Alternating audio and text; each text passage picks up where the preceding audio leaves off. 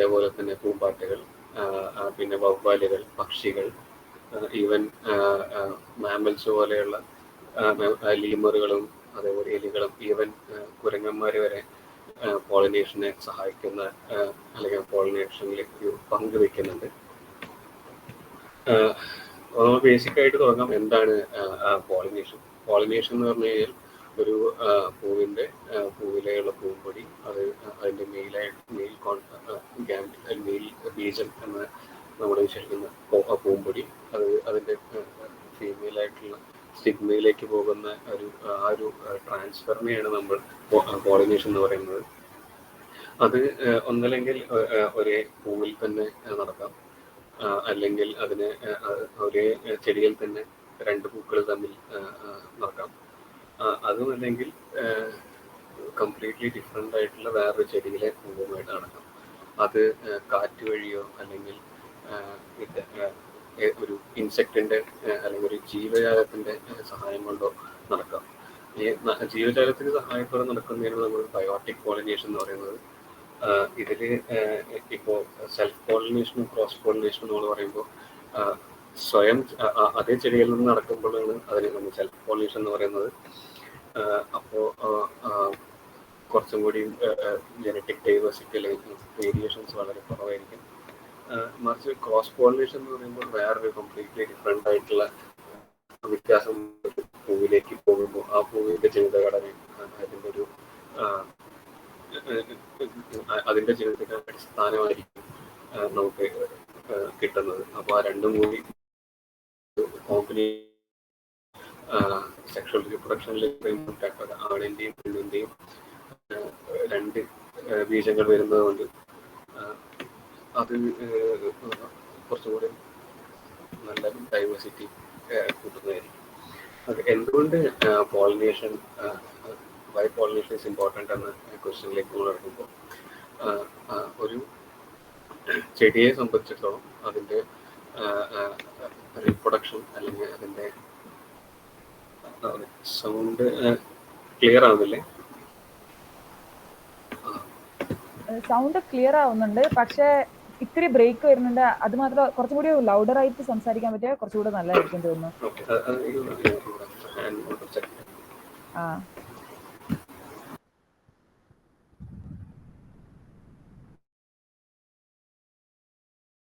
ഓഡിയൻസിന് എല്ലാവർക്കും പ്രസന്റേഷൻ കാണാൻ പറ്റുന്നുണ്ടല്ലോ?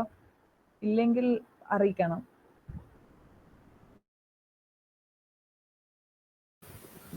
ഓക്കെ, ഇപ്പോ വ്യക്തമായി കേൾക്കുന്നുണ്ടോ? യാ, ബെറ്റർ. ഓക്കെ.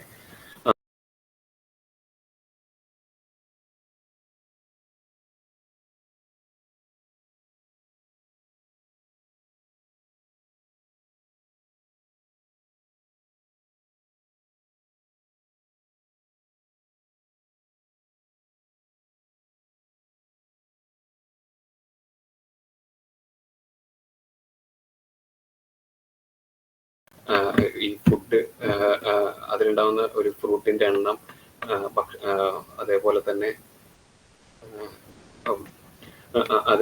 അതിന്റെ വലിപ്പവും അതേപോലെ ക്വാളിറ്റിയും എല്ലാം കൂടുതൽ വെറൈറ്റിയുള്ള ഡിഫറെന്റ് വെറൈറ്റിയുള്ള ജനറ്റിക്കലി ഡൈവേഴ്സ് ആയിട്ടുള്ള ഇതിൽ നിന്നും കിട്ടുമ്പോൾ കൂടുതൽ ഫുഡ് പ്രൊഡക്ഷൻ ഉണ്ടാകുന്നതായിരിക്കും.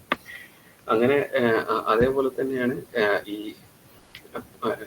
ഒരു പ്ലാന്റിന് നിലനിൽക്കാൻ ജനിതക വൈവിധ്യം വളരെ അത്യാവശ്യമായതുകൊണ്ട് തന്നെ ഈ ജനിതക വൈവിധ്യം ഇല്ലാണ്ടിരിക്കുന്ന ഒരു അവസ്ഥയിൽ പ്ലാന്റ്സിന് എക്സിസ്റ്റ് ചെയ്യാൻ അല്ലെങ്കിൽ അവരുടെ എക്സിസ്റ്റൻസിന് തന്നെ വളരെ ഇമ്പോർട്ടൻ്റ് ആണ്. അപ്പോൾ വളരെ ചെറിയ എന്താണ് വേരിയേഷനെ കുറിച്ച് നമ്മൾ പറയുകയാണെങ്കിൽ പറയാം, ഈ എൻവയോൺമെന്റ് അല്ലെങ്കിൽ നമ്മുടെ പ്രകൃതി കാലത്തിനനുസരിച്ചിട്ട് മാറിക്കൊണ്ടേയിരിക്കും. ഈ മാറുന്ന മാറ്റങ്ങൾക്ക് പൊരുത്തപ്പെടാനുള്ള ഒരു വേരിയേഷൻ ഇല്ലാതാവുകയും അങ്ങനെ ഇല്ലാതാവുന്നൊരു സന്ദർഭത്തിൽ ഒരു പെട്ടെന്നൊരു മാറ്റം വന്നുവെങ്കിൽ, പ്രകൃതിയിലൊരു മാറ്റം വന്നുവെങ്കിൽ ആ മാറ്റത്തിന് അനുയോജ്യമായിട്ടുള്ള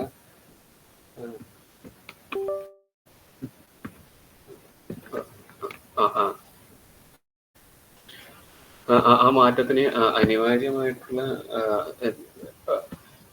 ഡൈവേഴ്സ് ആ മാറ്റത്തിന് അനിവാര്യമായിട്ടുള്ള ഒരു ജനറ്റിക് പൂൾ അല്ലെങ്കിൽ അതിനാവശ്യമുള്ള ജീൻസ് ഇല്ല എങ്കിൽ ആ ഒരു സസ്യം അല്ലെങ്കിൽ ആ ഒരു പ്ലാന്റ് അവിടെ നശിച്ചു പോകുന്നതായിരിക്കും.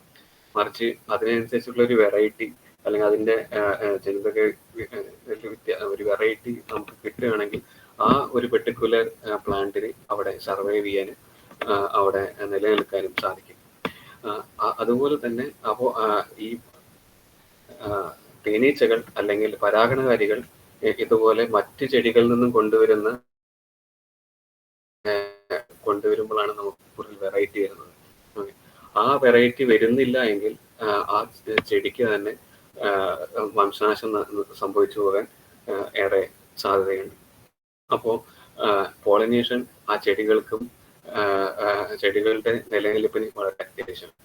അങ്ങനെ പറയുമ്പോൾ തന്നെയാണ് ഈ ചെടികൾ മാത്രമല്ല, കാരണം ഇതേപോലെ തന്നെ ഈ ചെടിയെ ബന്ധപ്പെട്ട് കിടക്കുന്ന ബാക്കിയുള്ള പോളിനേറ്റേഴ്സ് ഉണ്ടാവും. അതായത് ഇപ്പോൾ ഒരു ചെടിയിൽ വരുന്ന മറ്റ് സ്പീഷീസുകളായിട്ടുള്ള അവരെ ആശ്രയിച്ച് നിൽക്കുന്ന മറ്റ് തേനീച്ചകൾ അല്ലെങ്കിൽ വേറെ ഈച്ചകളും അവർക്ക് ആ ഒരു ചെടിയും ബാധിക്കുന്നതായിരിക്കും.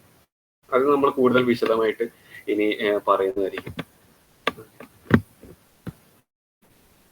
അമൽ, ഇപ്പൊ നിന്റെ സ്ലൈഡ് വൈ പോളിനേഷൻ മാറ്റർ എന്നുള്ള സ്ലൈഡാണോ? അതെ, ഓക്കെ. ഒന്ന് രണ്ട് ആൾക്കാർ അത് കാണാൻ പറ്റുന്നില്ല എന്ന് മെസ്സേജ് അയച്ചിട്ടുണ്ടായിരുന്നു. അവരുടെ ഇപ്പൊ ഓക്കെ ആയോ ഇല്ലയോ എന്നൊന്ന് ചാറ്റ് ബോക്സിൽ ഇടുക മെസ്സേജ്. ഇല്ല, എനിക്ക് കാണാൻ പറ്റുന്നുണ്ട്, പക്ഷെ ഒരാൾ മെസ്സേജ് അയച്ചിട്ടുണ്ടായിരുന്നു, അതുകൊണ്ട് ചോദിക്കണം. Okay, continue. ഇനി ഇൻസെക്ട് എന്ത് തരം പോളിനേറ്റേഴ്സ് ഉണ്ട്? ഓക്കെ, പലതരം പോളിനേറ്റേഴ്സ് ഉണ്ട്. അതിലൊന്ന് ഏറ്റവും ഇമ്പോർട്ടൻറ്റും അതിനായിട്ട് അഡാപ്റ്റബിളും ആയിട്ടുള്ള വർഗമാണ് ബീസ്. ആ ഫാമിലി വളരെ ഡൈവേഴ്സും ഭയങ്കരമായിട്ട് കുറേ വെറൈറ്റീസും ഉള്ള ഒരു ഗ്രൂപ്പാണ്. അപ്പോൾ ഈ ഗ്രൂപ്പിൽ ഏകദേശം 20,000-ഓളം സ്പീഷീസുകളുണ്ട്. കുറേ സ്പീഷീസുകൾ ഇതുവരെ ഇനിയും കുറെ സ്പീഷീസുകൾ ഇന്ന് വരെ കണ്ടുപിടിക്കാത്തതല്ല, ഇതുവരെ ഡിസ്ക്രൈബ് ചെയ്യാത്ത കുറെ സ്പീഷീസുകളുണ്ട്. അതേപോലെ തന്നെയാണ് പൂമ്പാറ്റകളും വളരെ ഇമ്പോർട്ടൻ്റ് ആയ പരാഗണകാരികളാണ്. പൂമ്പാറ്റകളെ നമ്മൾ തേൻ കുടിക്കാൻ വേണ്ടി മാത്രം വരുന്ന ഒരു പൂമ്പാറ്റയായിട്ട് കാണാതെ പലപ്പോഴും അവരുടെ പ്രൊപ്പോസിസ് അല്ലെങ്കിൽ അവരുടെ പ്രൊപ്പോസിസിൽ ഈ പൂമ്പൊടികളും മറ്റും പറ്റി പിടിച്ചുകൊണ്ട് തന്നെ മറ്റു പൂക്കളിലേക്ക് പോകുമ്പോൾ അവിടെ ഇവർ ചെന്ന് പരാഗണം ചെയ്യുന്നു. അങ്ങനെ പൂമ്പാറ്റകളും നല്ലൊരു പരാഗണകാരികൾ തന്നെയാണ്. പക്ഷെ പലപ്പോഴായും പൂമ്പാറ്റകൾ നമ്മൾ നെക്ടർ റോബേഴ്സ് എന്ന് പറയും. അതായത് ചിലപ്പോൾ അവർ കുടിക്കുന്ന സമയത്ത് അവരുടെ പ്രൊപ്പോസിസ് അവരുടെ പൂവിന്റെ അവരുടെ പോളനിലോ അല്ലെങ്കിൽ അവരുടെ സ്റ്റിഗ്മയിലോ തട്ടാതിരിക്കുന്ന സാഹചര്യങ്ങളുമുണ്ട്. എങ്കിലും ബട്ടർഫ്ലൈസും ഇതേപോലെ തന്നെ നല്ല ഒരു ഇമ്പോർട്ടൻ്റ് ആയിട്ടുള്ള പരാഗണകാരികളാണ്. അതേപോലെ തന്നെ മോത്തുകളെ കുറിച്ച് പറയുകയാണെങ്കിൽ അല്ലെങ്കിൽ നിശാശലഭങ്ങൾക്കും ഇതേപോലെ പോളിനേഷനിൽ വളരെ ഇമ്പോർട്ടൻ്റ് ആണ്. കാരണം രാത്രി സമയങ്ങളിൽ രാത്രി പൂക്കുന്ന പൂക്കളുടെ പ്രധാന പരാഗണകാരികൾ അല്ലെങ്കിൽ പ്രധാന പോളിനേറ്റേഴ്സ് മോത്ത്സ് ആണ്. ഈ മോത്തുകളിലും ഇതേപോലെ തന്നെ ഭയങ്കര ഡൈവേഴ്സ് ആയിട്ടുള്ള കുറെ സ്പീഷീസുകളും എല്ലാം ഉണ്ട്. ഇതിനുശേഷം പിന്നെയുള്ള വളരെ വൈഡായിട്ടുള്ള ഒരു പോളിനേറ്റേഴ്സ് ആണ് ബീറ്റിൽസ് അല്ലെങ്കിൽ നമ്മൾ പറയുന്ന വണ്ടുകളും നല്ല രീതിക്ക് പോളിനേഷന് സഹായിക്കുന്ന ഒരു വിഭാഗം ജീവികളാണ്. അതേപോലെ പലതരം ഈച്ചകൾ, നമ്മൾ ഈച്ച എന്ന് പറയുമ്പോൾ സാധാ ഹൗസ് ഫ്ലൈ അല്ലെങ്കിൽ വീട്ടിൽ കാണുന്ന ഈച്ച മാത്രമല്ല, അത് പലതരം ഈച്ചകളുടെ ഒരു എൻറ്റയർ ഓർഡർ ഡിപ്റ്റര എന്ന് പറയും. അപ്പോൾ പലതരം ഈച്ചകൾ ഉൾക്കൊള്ളുന്ന ഒരു ഓർഡറാണ്. അവരും ഇതേപോലെ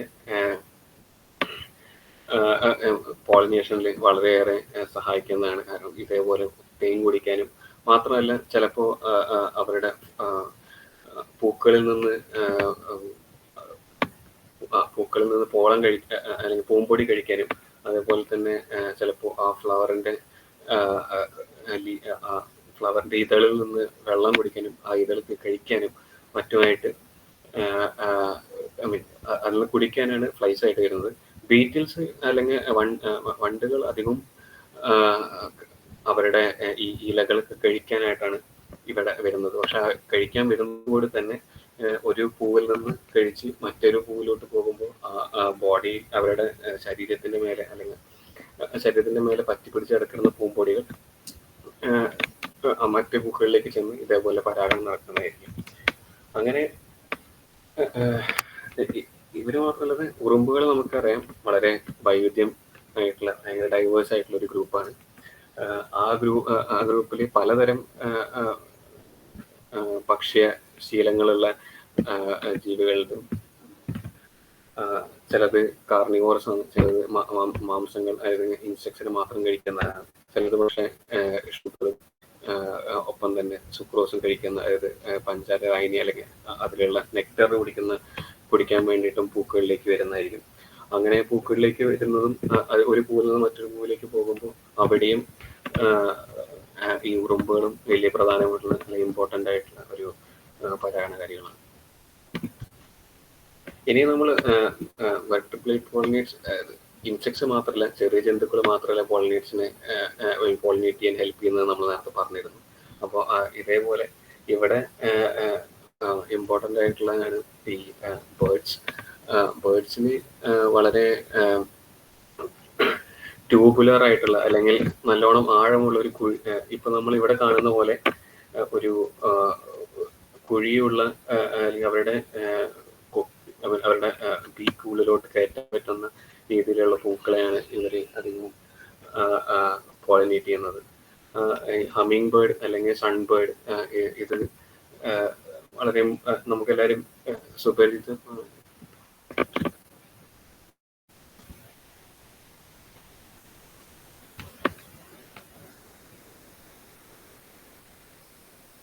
ഹലോ, കേൾക്കുന്നുണ്ടോ? കേൾക്കുന്നുണ്ടോ? എന്റെ നെറ്റ്വർക്ക് ചെറുതായിട്ടൊന്ന് പോയിട്ടുണ്ടായിരുന്നു.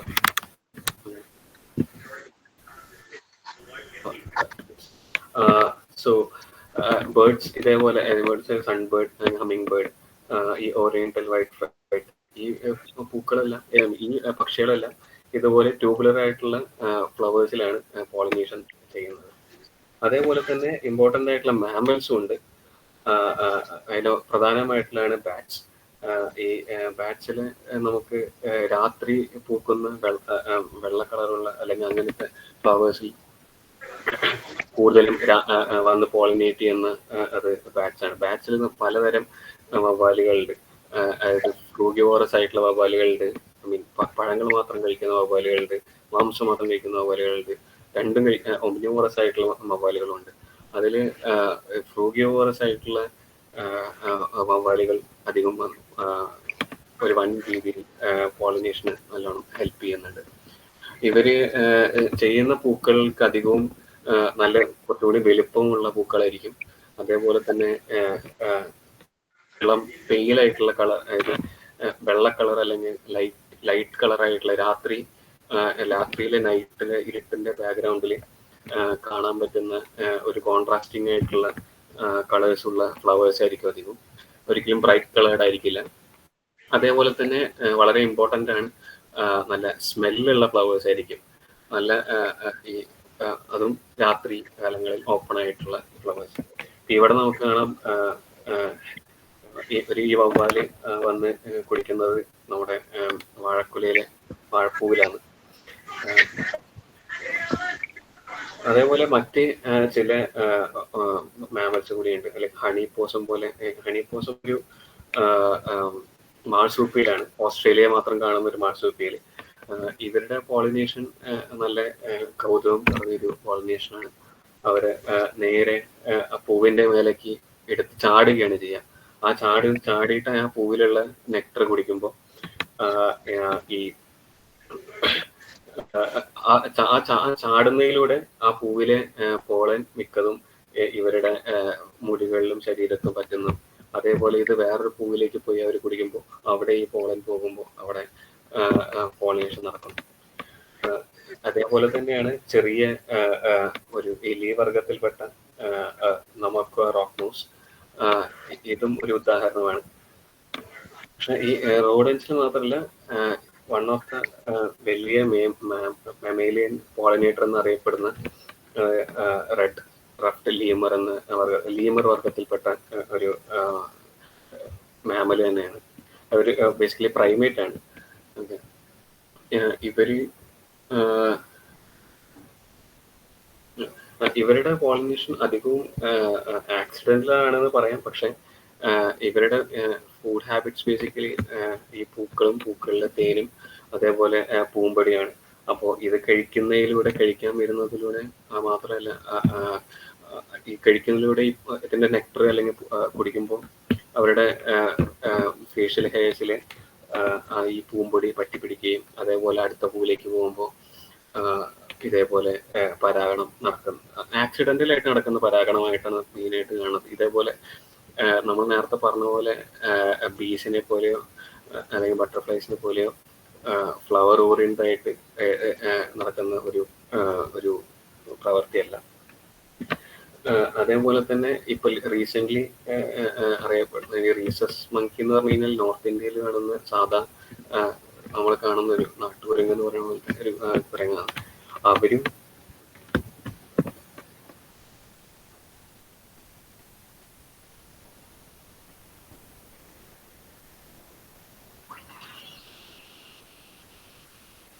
ഹലോ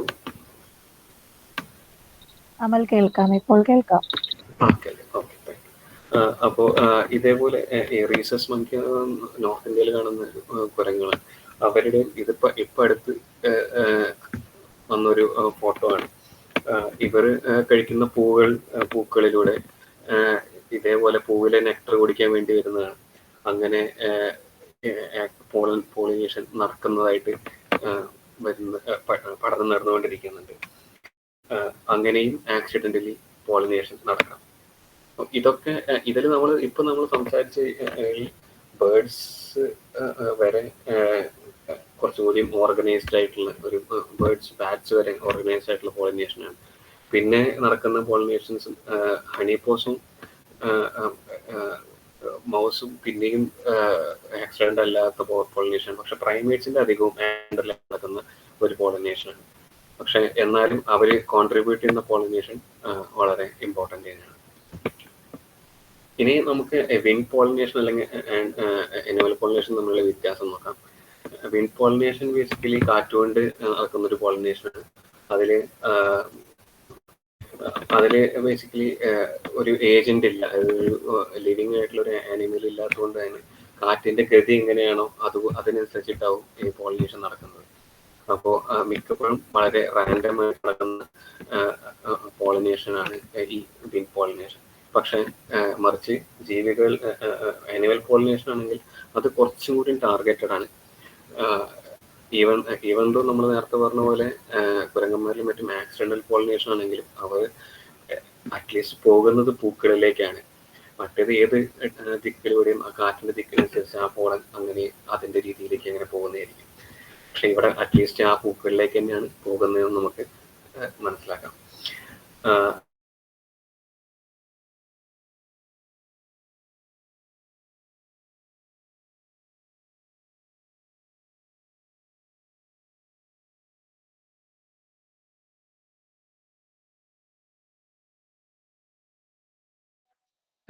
പോളിനേഷൻ വിൻഡ് പോളിനേറ്റർ ആയിട്ടുള്ള ഫ്ലവേഴ്സിൽ അധികവും വിൻഡ് പോളിനേറ്റഡ് ആയിട്ടുള്ള ഫ്ലവേഴ്സിൽ അധികവും എല്ലാം ഇൻഎഫിഷ്യന്റ് ആണ്. കാരണം അത് ഒരു പെർട്ടിക്കുലർ ഫ്ലവറിലേക്കായിട്ട് പോവാത്തത് കൊണ്ട് തന്നെ. അങ്ങനെ വെച്ച് നോക്കുമ്പോൾ തന്നെ അപ്പോൾ വിൻഡ് പോളിനേറ്റഡ് ആയിട്ടുള്ള പോളനും ആനിമൽ പോളിനേറ്റഡ് പോളനും രണ്ടും വ്യത്യാസമുണ്ട്. അതിന്റെ വ്യത്യാസം അതിന്റെ അഡാപ്റ്റേഷൻ തന്നെയാണ്. അതുകൊണ്ട് തന്നെ വിൻഡ് പോളിനേറ്റഡ് ഫ്ലവേഴ്സിന്റെ പോളൻ ലൈറ്റും അതേപോലെ തന്നെ ഡ്രൈയും സ്മൂത്തും ആയിരിക്കും. പക്ഷേ അനിമൽ പോളിനേറ്റഡ് ആയിട്ടുള്ള ഫ്ലവേഴ്സിന്റെ പോളൻ സ്റ്റിക്കിയും കുറച്ചും കൂടി കൂർത്തതുമായിട്ടുള്ള സ്പൈനി, ഒപ്പം തന്നെ റിലേറ്റീവ്ലി വിൻ പോളിനേറ്ററിനെക്കാട്ടിയും ഹെവിയറും കുറച്ചും കൂടി വെയിറ്റ് കൂടുതലുള്ളതായിരിക്കും. ഓക്കെ. അപ്പോൾ തന്നെ ഇതിന്റെ ഫ്ലവർ ക്യാരക്ടേഴ്സിനെ കുറിച്ച് പറയുകയാണെങ്കിൽ വിൻ പോളിനേറ്ററിലെ ഫ്ലവേഴ്സിന്റെ ഫ്ലവറുകൾ തന്നെ, പൂക്കൾ തന്നെ വളരെ ചെറുതും, ഒപ്പം തന്നെ വലിയ ഭയങ്കര ബ്രൈറ്റ് ആയിട്ടുള്ള കളേഴ്സ് ഒന്നും ഇല്ലാത്ത കുറച്ച് ഡൾ കളേർഡും, അതേപോലെ തന്നെ സ്മെല്ല് എന്നൊരു പ്രോപ്പർട്ടിയുടെ ആവശ്യമേ ഇല്ലാത്തതുകൊണ്ട് അവിടെ സ്മെല്ലും ഉണ്ടാവില്ല. ഓക്കെ. പക്ഷേ മറിച്ച് അനിമൽ പോളിനേറ്റഡ് ഫ്ലവേഴ്സിന്റെ ഫ്ലവർ തന്നെ നല്ല വലുപ്പം ഉണ്ടായിരിക്കും. അതേപോലെ തന്നെ നല്ല ബ്രൈറ്റ് ആയിട്ടുള്ള കളേഴ്സ് ഉണ്ടായിരിക്കും. ഒപ്പം തന്നെ മണം ഗന്ധം എന്നുള്ളത് വളരെ ഇമ്പോർട്ടന്റ് ആയിട്ടുള്ള ഒരു ഫാക്ടറാണ്. കാരണം പോളിനേറ്റേഴ്സിനെ അട്രാക്ട് ചെയ്യാനൊക്കെ വേണ്ടി. അപ്പോൾ അതുകൊണ്ട് തന്നെ അതും വളരെ അതും ഉണ്ടായിരിക്കുകയായിരിക്കും.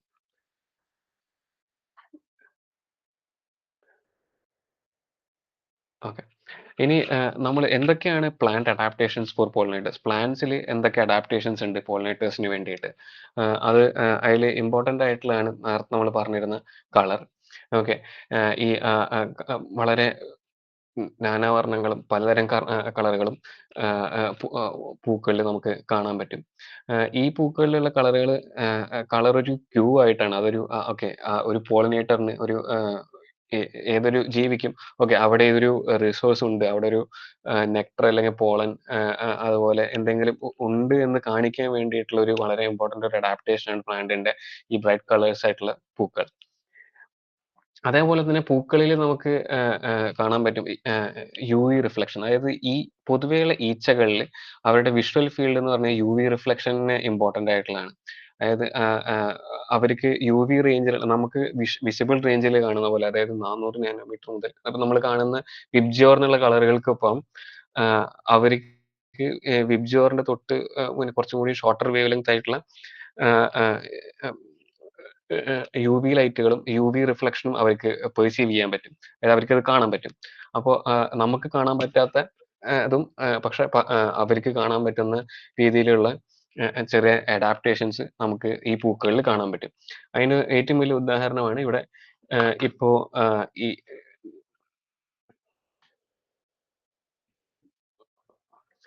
നമുക്കിവിടെ കാണാൻ പറ്റുന്ന ഈ നമ്മളിപ്പോ ഇത് ഇവിടെ കാണുന്ന ഈ എയിൽ കാണുന്ന മഞ്ഞപ്പൂവില് നമുക്ക് ഈ മഞ്ഞ കളറിലുള്ള പാറ്റേൺസ് മാത്രമേ നമുക്ക് കാണാൻ പറ്റൂ. പക്ഷെ അതിന്റെ UV റിഫ്ലക്ഷൻ നോക്കുകയാണെങ്കിൽ അവിടെ ഈ ഒരു കറുത്ത ഡിഫറെന്റ് ആയിട്ട് ഉള്ളൊരു സെപ്പറേഷൻ നമുക്ക് കാണാൻ പറ്റും. അതിനെയാണ് നമ്മൾ നെക്ടർ ഗൈഡ് എന്ന് പറയുന്നത്. അത് ബേസിക്കലി ഒരു പോളിനേറ്ററിന് അവിടെ നെക്ടർ ഉണ്ട് എന്ന് മനസ്സിലാക്കാൻ വേണ്ടിയിട്ടും അവിടെയാണ് അതിന്റെ നെക്ടർ ഇരിക്കുന്നത് എന്ന് ഒരു പോളിനേറ്ററിനെ തിരിച്ചറിയിക്കാൻ വേണ്ടിയിട്ടുള്ള തരം റിഫ്ലക്ഷൻ ഉള്ള പ്രോപ്പർട്ടീസ് അഡാപ്റ്റേഷൻ ഈ പൂക്കളിൽ നമുക്ക് കാണാൻ പറ്റും. ഈ UV റിഫ്ലക്ഷൻ എന്തുകൊണ്ടാണ് വരുന്നത് എന്ന് വെച്ച് കഴിഞ്ഞാൽ അവിടെ ആ ഭാഗത്തുള്ള ഫ്ലവറിന്റെ ആ ഇതളിന്റെ ഭാഗത്തുള്ള UV റിഫ്ലക്റ്റിംഗ് ആയിട്ടുള്ള കുറച്ച് കെമിക്കലുകളും, അതുപോലെ തന്നെ അതിന്റെ ഇത് ബേസിക്കലി ഇവിടെയുള്ള ആ ഒരു ഇതളിന്റെ ടെക്സ്ചറും അവിടെയുള്ള പുറത്ത് നിൽക്കുന്ന കുറച്ച് ബേസിക്കലി അവിടെയുള്ള ഒരു കെമിക്കൽ ഡിഫറൻസസ് ആണ് സ്കിൻ ഐ മീൻ ഫ്ലവറിന്റെ ഔട്ടർ ലെയറിലുള്ള. ഓക്കെ. അതേപോലെ തന്നെ ഇവിടെയും കാണാം ഇതാണ് നെക്ടർ ഗൈഡ്. ഈ ഫ്ലവറിന്റെ നെക്ടർ ഗൈഡ് ഇവിടെ ഈ കൃത്യം ഈ നടുവിലുള്ള ഭാഗത്ത് നെക്ടർ ഉണ്ടാവാൻ സാധ്യത കൂടുതലാണ്. അവിടെ നെക്ടർ ഉണ്ട് എന്ന് ഒരു പോളിനേറ്ററിനെ കാണിക്കാൻ വേണ്ടിയിട്ടുള്ളതാണ് നെക്ടർ ഗൈഡ്. ഓക്കെ. അതേപോലെ തന്നെ നമ്മൾ ഇപ്പോ വരുന്നൊരു ഇൻഫർമേഷൻ ആണ്, അധികം കാലമൊന്നും ആയിട്ടില്ല. ഇത് നെക്ടർ മാത്രമല്ല, ഈ നെക്ടർ ഗൈഡ് മാത്രം, ഇതിന് നെക്ടർ ഗൈഡ് നെക്ടർ ഗൈഡ് മാത്രമല്ല ഒരു പോളിനേറ്ററിനെ ഇതിന്റെ നെക്ടറിനെ വിഷ്വലൈസ് ചെയ്യാൻ ഹെൽപ്പ് ചെയ്യുന്നത്. അതേപോലെ തന്നെ ഈ നെക്ടറും അതേപോലെ തന്നെ ഈ നെക്ടർ വരുന്ന നെക്ടർ പ്രൊഡ്യൂസ് ചെയ്യുന്ന നെക്ടറി എന്ന് പറയുന്ന ഒരു ഭാഗമുണ്ട്. ഈ നെക്ടറികളും ഇതേപോലെ നെക്ടറിന്റെ പ്രസൻസ് കാരണം UV നല്ല രീതിക്ക് റിഫ്ലക്ട് ചെയ്യുന്നതായിരിക്കും. നമ്മൾ കാണുന്ന പോലെ ഇപ്പൊ ഈ പൂവില് നമുക്ക് ഇവിടെ ഈ തരത്തിലുള്ള നെക്ടറികളൊന്നും നമുക്ക് കാണാൻ പറ്റുന്നില്ല. മറിച്ച് ഒരു തേനീച്ചയ്ക്ക് അല്ലെങ്കിൽ ഒരു ഈച്ചയ്ക്ക് അവരുടെ വിഷനിൽ ഈ തറ്റത്ത് കാണുന്ന വെള്ള ഡോട്ട്സ് ബേസിക്കലി അത് നെക്ടറാണ്, അല്ലെങ്കിൽ അത് റിസോഴ്സ് ആണ്, അത് തേനാണ്. അപ്പോൾ അത് അവരുടെ ഈ UV വിഷ്വലൈസേഷനിൽ നമുക്ക് ക്ലിയർ ആയിട്ട് കാണാൻ പറ്റും. മാത്രമല്ല ഈ മൂന്നാമത് കാണുന്നത് നമ്മള് ഒരു ബീയുടെ വിഷൻ, ഒരു തേനീച്ചയുടെ അല്ലെങ്കിൽ ഒരു ഇൻസെക്റ്റിന്റെ വിഷൻ എങ്ങനെയാണോ ആ വിഷനിലേക്ക് നമ്മൾ മോഡൽ ചെയ്തെടുത്ത ഒരു ഇമേജ് ആണ്. അപ്പൊ നമ്മൾ ഈ സെയിം കാണുന്ന ഈ ഇമേജിനെ നമ്മൾ ഒരു ബീയുടെ കണ്ണിലൂടെ കാണുമ്പോൾ എങ്ങനെയാണ് കാണുന്നത് എന്നതാണ് നമ്മൾ ഈ മൂന്നാമത്തെ കോളത്തിൽ കാണുന്നത്. അപ്പൊ അതിൽ നമുക്ക് ക്ലിയർ ആയിട്ട് കാണാം. ഓക്കെ, ഇവിടെ നമ്മൾ പ്ലെയിൻ ആയിട്ട് കാണുമ്പോൾ നമ്മുടെ വിഷ്വൽ നേക്കഡ് ഐയിൽ കാണുമ്പോൾ ഈ ഇവിടെയുള്ള ഈ ഒരു മഞ്ഞതും ബാക്ക്ഗ്രൗണ്ടും തമ്മിൽ കോൺട്രാസ്റ്റിംഗ് അല്ല, അധികം വ്യത്യാസമില്ല. കാരണം നമുക്ക് അതിനെ ഡിറ്റക്ട് ചെയ്യാൻ നമുക്ക് കുറച്ച് ബുദ്ധിമുട്ടുണ്ട്. മറിച്ച് അതിന് നമ്മൾ ബിയുടെ വിഷനിലേക്ക് നോക്കുമ്പോൾ നമുക്ക് അത് കുറച്ചും കൂടി കോൺട്രാസ്റ്റിംഗ് ആയിട്ട് കാണാൻ പറ്റും. അതുപോലെ തന്നെ ഇതുപോലെയുള്ള പല പല അഡാപ്റ്റേഷൻസും ഈ പ്ലാന്റ്സ് പോളിനേറ്റേഴ്സിനെ അട്രാക്ട് ചെയ്യിക്കാനും അതേപോലെ തന്നെ പോളിനേഷൻ നടത്താനും കാലങ്ങളായി അഡാപ്റ്റ് ചെയ്ത് എവല്യൂഷണലി നമ്മളത് സക്സസ്ഫുൾ ആയിട്ട് വന്ന ട്രേറ്റ്സ് ആണ്. ഓക്കെ, ഇനി നമ്മൾ ഫ്ലോറൽ സെൻസിനെ പറ്റി പറയാം. ഓക്കെ, ഇതും ഒരു വളരെ ഇമ്പോർട്ടൻ്റ് ആയിട്ടുള്ള ഒരു അഡാപ്റ്റേഷൻ ആണ്. അതായത് ഫ്ലോറൽ സെൻറ്റ് എന്ന് പറയുമ്പോൾ പൂ നമ്മൾ ഓക്കെ, നമുക്ക് ഒരു പൂവിന്റെ സ്മെല്ല് നോക്കുമ്പോൾ ഓക്കെ, ഈ എല്ലാ പൂക്കൾക്കും ഒരേ സ്മെല്ല് നമ്മൾ പറയുമെങ്കിലും പക്ഷെ ആ ഒരു പൂവിന് തന്നെ പല രീതിക്ക് സ്മെല്ലുകൾ ചെറിയ രീതിയിൽ മാറാൻ പറ്റും. നമ്മൾ ഈ സ്മെല്ല് എന്ന് പറയുന്നത് ബേസിക്കലി കെമിക്കൽ കോമ്പൗണ്ട്സ് ആണ്, ലൈക്ക് ഫിനോളിക് കോമ്പൗണ്ട്സ് ആണ്. ഈ കോമ്പൗണ്ട്സിന്റെ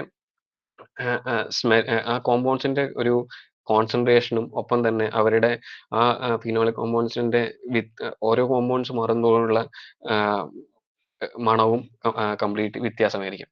അപ്പോൾ ഇവിടെ ഈ കാണിക്കുന്ന ഇതൊരു ഓർക്കിഡ് ആണ്. ഓക്കെ, ഈ ഓർക്കിഡ് രണ്ട് പോപ്പുലേഷനിൽ നിന്നും വരുന്നതാണ്.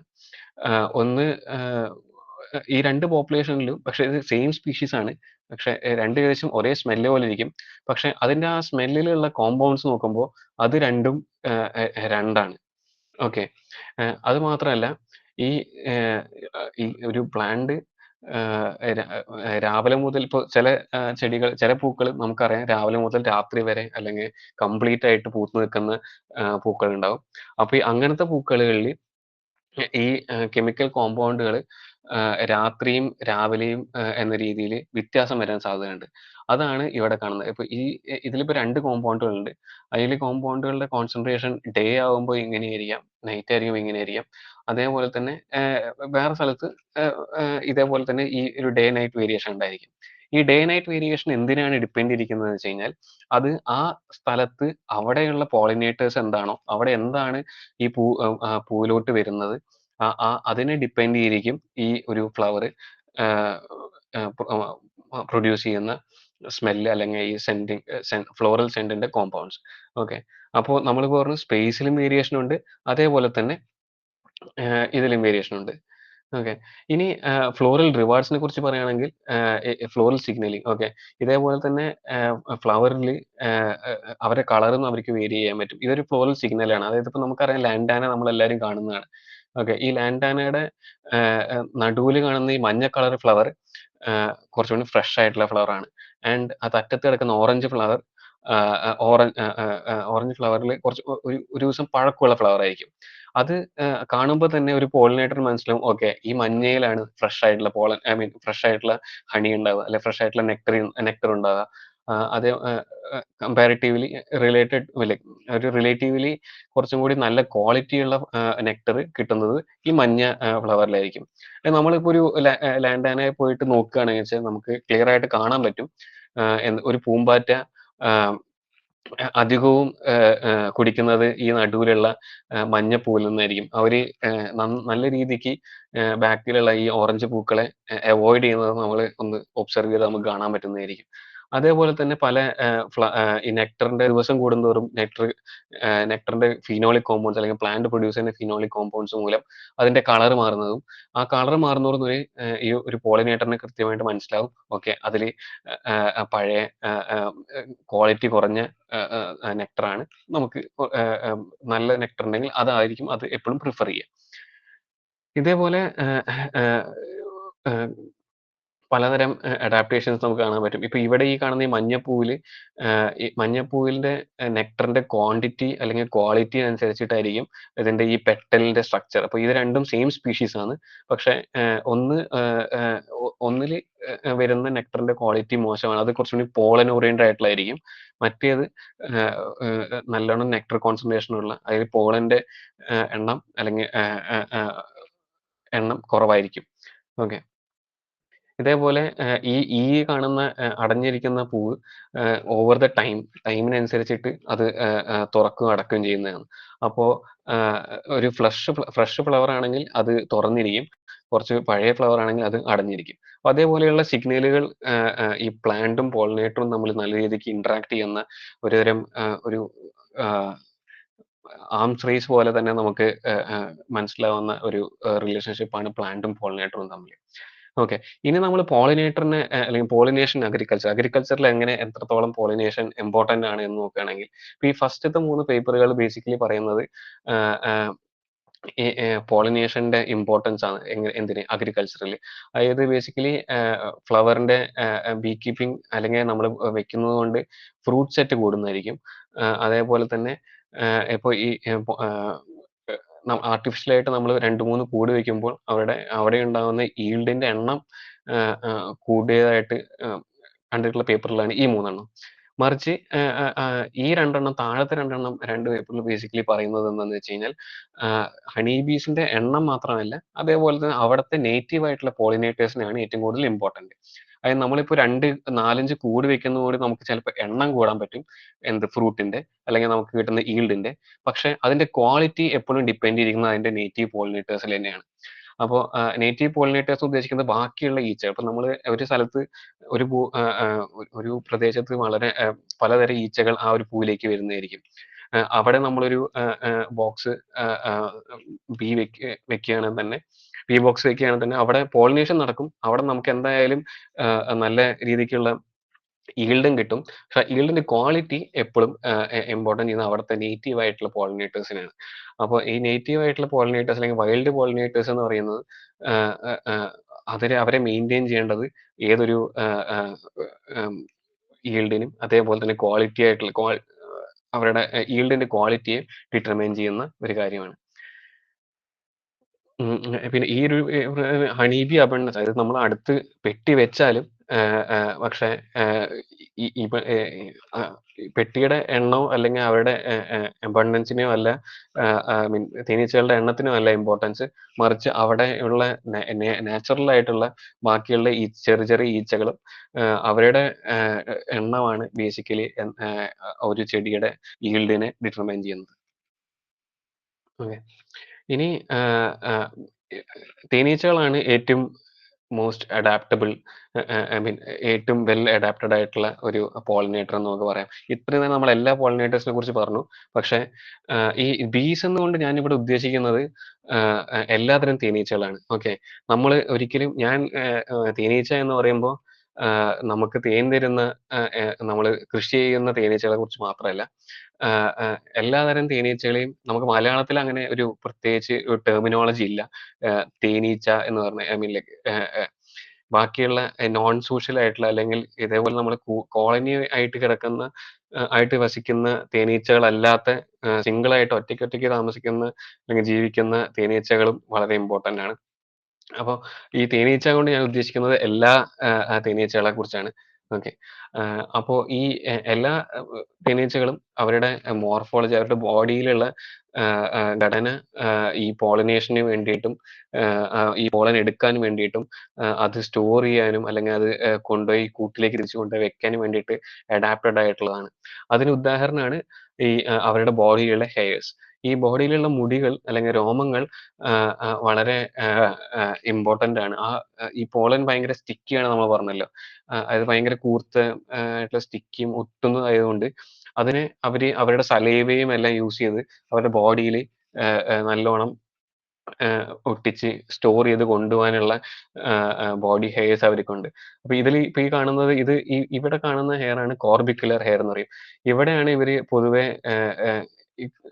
ഒരു പൂവിലോട്ട് വിസിറ്റ് ചെയ്യുമ്പോൾ ഇതിന്റെ ബോഡി മൊത്തം പോളനായിരിക്കും. അപ്പോൾ ഈ പോളന്റെ പ്രസൻസ് ഇതിനെ പലപ്പോഴും അതൊരു ഡിസ്റ്റർബൻസ് ആവുന്നതുകൊണ്ട് തന്നെ അത് ഒരു സ്ഥലത്ത് പോയിരുന്ന് നന്നായിട്ട് എല്ലാ പോളനും അടിച്ചെടുത്ത് അതൊരു ബോൾ പോലെ ആക്കി അവരുടെ സലൈവയും കൂടി ചേർത്ത് ഈ ഒരു ഭാഗത്ത് കൊണ്ടേ വെക്കുന്നതായിരിക്കും.